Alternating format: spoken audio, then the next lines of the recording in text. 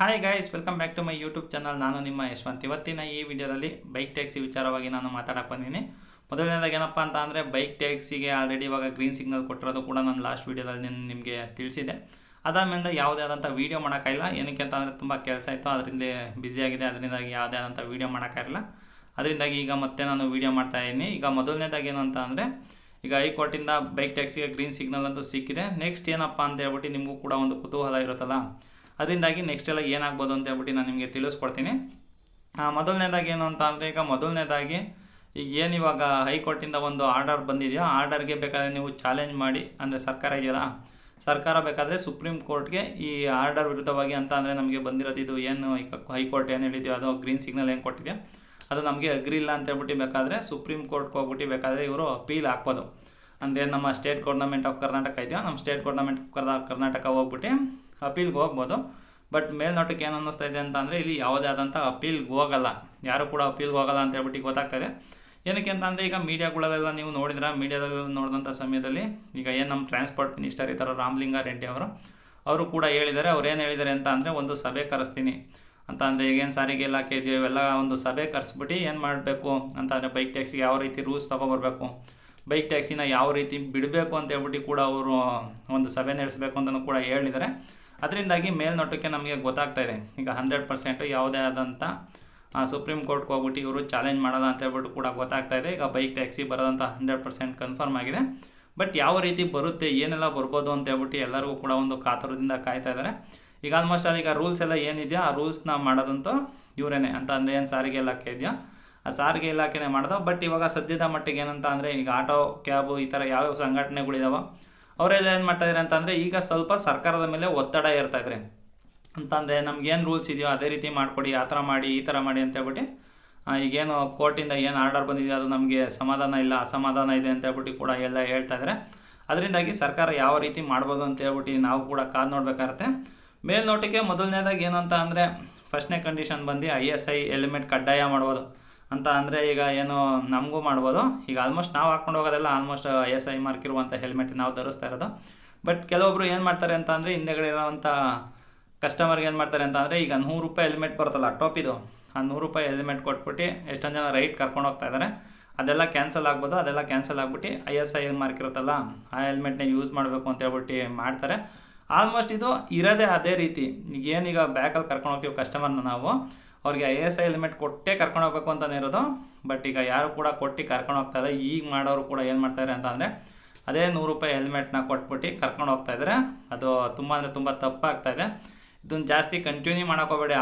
ಆದಷ್ಟು ನೀವು ಕಸ್ಟಮರು ಕೂಡ ISI ಹೆಲ್ಮೆಟ್ನೇ ಕೊಡಿ. ಏನಕ್ಕೆ ಅಂತ ಅಂದರೆ, ಏನಾದರೂ ಆದರೆ ಅವ್ರ ಬುಲ್ಡನ್ನು ಕೂಡ ಸೇಫ್ ಆಗಬೇಕಲ್ಲ.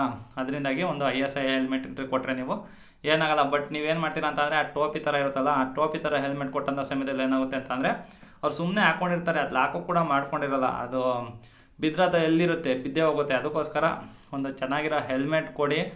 ಹೆಲ್ಮೆಟ್ ಕೊಡೋದು ಕೂಡ ಒಂದು ಬರ್ಬೋದು. ಅದಾದಮೇಲೆ ನೆಕ್ಸ್ಟ್ ಬಂದು ಈಗೇನು ವೈಟ್ ಬೋರ್ಡಲ್ಲಿ ಈಗೇನು ನಡೀತಾ ಇದೆಯೋ ಆ ವೈಟ್ ಬೋರ್ಡಲ್ಲಂತೂ ಬರೋಲ್ಲ ಅಂತ ಹೇಳ್ಬಿಟ್ಟು ಮೇಲ್ನೋಟಿಗೆ ಗೊತ್ತಾಗ್ತಾ ಇದೆ.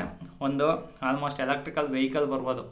ಅಂದರೆ ಈಗೇನು ಎಲೆಕ್ಟ್ರಿಕಲ್ ವೆಹಿಕಲ್ ಇದೆಯೋ ಆ ಎಲೆಕ್ಟ್ರಿಕಲ್ ವೆಹಿಕಲ್ಗೆ ಮಾತ್ರ ಪರ್ಮಿಷನ್ ಕೊಡ್ತೀವಿ ಅನ್ನೋದು ಕೂಡ ಬರ್ಬೋದು. ಇಲ್ಲ ಅಂತ ಅಂದರೆ ಒಂದು ರಿಜಿಸ್ಟ್ರೇಷನ್ ಮಾಡ್ಕೊಳೋ ರೀತಿಯಲ್ಲೂ ಕೂಡ ಬರ್ಬೋದು. ಅಂತಂದರೆ ಇವಾಗ ಏನು ವೈಟ್ ಬೋರ್ಡಲ್ಲೆಲ್ಲ ಓಡಾಡ್ತಾ ಇದೆಯೋ ಆ ವೈಟ್ ಬೋರ್ಡಿಂದ ಎಲ್ಲೋ ಬೋರ್ಡಾಗಿ ಕನ್ವರ್ಟ್ ಮಾಡೋದು. ಇಲ್ಲ ಅಂತ ಅಂದರೆ ಒಂದು ಬೈಕ್ ಟ್ಯಾಕ್ಸಿನ ಅಂದರೆ ಬೋರ್ಡ್ ಚೇಂಜ್ ಮಾಡ್ದಂಗೆ ಕೂಡ ಟ್ರಾನ್ಸ್ಪೋರ್ಟ್ ಮಾಡ್ಬೋದು. ಅಂತ ಅಂದರೆ ಏನಾದ್ರು ಸಾರಿಗೆ ಇಲಾಖೆ ಏನಾದ್ರು ಪರ್ಮಿಷನ್ ಕೊಟ್ಟು ಆ ವೆಹಿಕಲ್ನ ರಿಜಿಸ್ಟ್ರ್ ಮಾಡ್ಕೊಬೋದು ಅಲ್ಲಿ ಅಂತ ಅಂದರೆ, ಅದನ್ನು ರಿಜಿಸ್ಟ್ರ್ ಮಾಡ್ಕೊಳುವಂಥ ಸಾಧ್ಯತೆ ಕೂಡ ಜೊತೆಯಲ್ಲಿ ಬರುತ್ತೆ.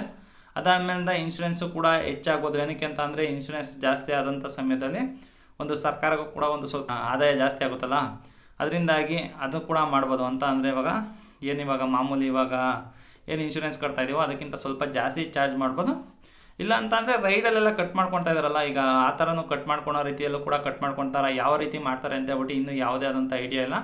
ಇದೆಲ್ಲ ಏನಾಗುತ್ತೆ ಅಂತ ಅಂದರೆ, ಈಗ ರಾಮಲಿಂಗಾರೆಡ್ಡಿ ಅವರು ಇದ್ದಾರೋ, ಅವರು ಟ್ರಾನ್ಸ್ಪೋರ್ಟ್ ಮಿನಿಸ್ಟರ್ ಬಂದು ಅವರು ಒಂದು ಸಭೆ ನಡೆಸಬೇಕು. ಅವ್ರು ಸಭೆ ನಡೆಸ್ಬಿಟ್ಟು ಅವರು ಬಿಡಬೇಕಾಗುತ್ತೆ ಯಾವ ರೀತಿ ಮಾಡಬೇಕು ಅಂತ ಹೇಳ್ಬಿಟ್ಟು. ನನಗೆ ಅನ್ನಿಸ್ದಂಗೆ ಇದು ಅತಿ ಶೀಘ್ರದಲ್ಲಂತೂ ಆಗಲ್ಲ. ಏನಕ್ಕೆ ಅಂತ ಅಂದರೆ, ಆವಾಗ ಕೋರ್ಟೇ ಹೇಳಿತ್ತು ಒಂದು ಏನು ಬೈಕ್ ಟ್ಯಾಕ್ಸಿ ಪಾಲಿಸಿನ ಫ್ರೇಮ್ ಮಾಡಿಬಿಟ್ಟು ಕೊಡಿ ಅಂತ ಹೇಳಿತ್ತು. ಬಟ್ ಕೋರ್ಟ್ ಹೇಳ್ದಂಥ ಟೈಮಲ್ಲೇ ಅವರು ಮಾಡಿಕೊಟ್ಟಿರಲಿಲ್ಲ. ಈಗ ಕೋರ್ಟ್ ಯಾವುದೇ ಆದಂಥ ಟೈಮ್ ಕೊಟ್ಟಿಲ್ಲ. ನೀವು ಇಷ್ಟೇ ದಿವಸದಲ್ಲಿ ಮಾಡಬೇಕು, ಇಷ್ಟೇ ತಿಂಗಳಲ್ಲಿ ಮಾಡಬೇಕು ಅಂತ ಹೇಳ್ಬಿಟ್ಟು ಎಲ್ಲೂ ಕೂಡ ಅವರು ತಿಳಿಸಿಲ್ಲ. ಅದರಿಂದಾಗಿ ಈಗ ಏನಾಗುತ್ತೆ ಅಂತ ಅಂದರೆ ತುಂಬ ಡಿಲೇ ಆಗುತ್ತೆ ಅಂತ ಹೇಳ್ಬಿಟ್ಟು ನಮಗೆ ಮೇಲ್ನೋಟಕ್ಕೆ ಇಲ್ಲಿ ಗೊತ್ತಾಗ್ತಾ ಇದೆ. ತುಂಬ ಡಿಲೇ ಮಾಡ್ತಾರೆ ಅಂತ ಹೇಳ್ಬಿಟ್ಟು ಕೂಡ ಗೊತ್ತಾಗ್ತಾಯಿದೆ. ಅಂದರೆ ಸರ್ಕಾರದ ಕೆಲಸ ನಮ್ಮದು ಯಾವಾಗಲೂ ಕೂಡ ಲೇಟೇ ಅಲ್ವಾ, ಯಾವುದು ಕೂಡ ಸೀರಿಯಸ್ ಆಗಿ ತೊಗೊಳಲ್ಲ. ಯಾವ ರೀತಿ ಮಾಡಬೇಕು ಅಂತ ಹೇಳ್ಬಿಟ್ಟು ಅವ್ರಿಗೂ ಕೂಡ ಇನ್ನೂ ಏನೂ ಐಡಿಯಾ ಇಲ್ಲ ಅಂತ ಅನಿಸುತ್ತೆ. ನೋಡಬೇಕು ಯಾವ ರೀತಿ ಮಾಡ್ತಾರೆ ಏನು ಅಂತ ಹೇಳ್ಬಿಟ್ಟು. ಬಟ್ ಹೇಳ್ತಾ ಇಲ್ವಾ ಗೈಸ್, ಒಂದು ಸ್ವಲ್ಪ ತುಂಬ ಲೇಟ್ ಆಗೇ ಆಗುತ್ತೆ ಈ ಥರ ಎಲ್ಲ ಬರಬೇಕು ಅಂತ ಹೇಳ್ಬಿಟ್ಟು. ನೋಡೋಣ ಅಂದರೆ ಯಾವ ರೀತಿ ಬರುತ್ತೆ ಅಂತ ಹೇಳ್ಬಿಟ್ಟು ನಾನು ಕೂಡ ಕಾತರಿಂದ ಕಾಯ್ತಾ ಇದ್ದೀನಿ. ಅಂದರೆ ಯಾವ ರೀತಿ ಬರ್ಬೋದು, ಯಾವ ರೀತಿ ಬಂದರೆ ಚೆನ್ನಾಗಿರುತ್ತೆ ಅಂತ ಹೇಳ್ಬಿಟ್ಟು ನಿಮ್ಗೇನಾದರೂ ಐಡಿಯಾ ಇದ್ದರೆ ನೀವು ಕೂಡ ಕಮೆಂಟಲ್ಲಿ ತಿಳಿಸ್ಕೊಡಿ.